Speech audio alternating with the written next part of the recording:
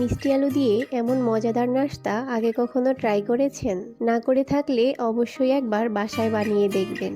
যারা একটু unique, tasty আর স্বাস্থ্যকর নাস্তা পছন্দ করেন তাদের জন্য এটা একদম পারফেক্ট। প্রথমে আমি 2টা মিষ্টি আলু ভালো করে ধুয়ে নিয়েছি। একটা কাঁটা চামচ দিয়ে আলুগুলোতে ছিদ্র করে নিব, যাতে বেক করার পর ভেতরটা সুন্দরভাবে নরম হয়। তারপর আলুগুলো চুলায় বেক করে নিয়েছি। এবার আলুগুলো মাঝখান দিয়ে কেটে নিব, তবে এমনভাবে কেটেছি যেন নিচের অংশটা লেগে থাকে। এরপর কাঁটা চামচ দিয়ে ভেতরের নরম আলুগুলো আলাদা করে তুলে নিব।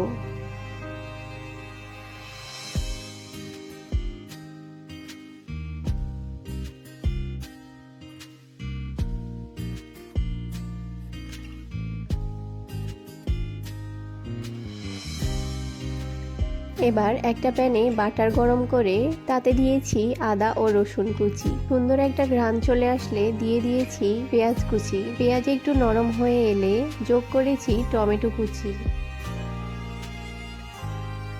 একটু নেড়েচেড়ে দিয়ে দিচ্ছি কিমা করা মুরগির মাংস।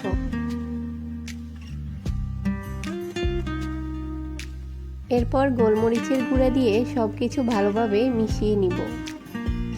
তারপর তুলে রাখা মিষ্টি আলুগুলো দিয়ে দিব। ভালোভাবে মিশিয়ে আরো 2 থেকে 3 মিনিট ভেজে নিয়েছি।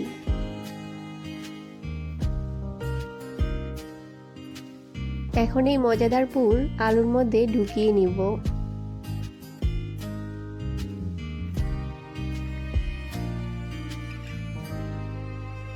উপরে দিয়ে দিব মোজারেলা চিজ।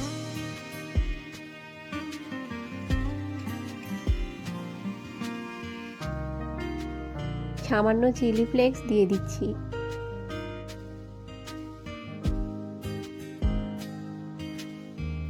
আর দিয়ে দিব অরিগানো।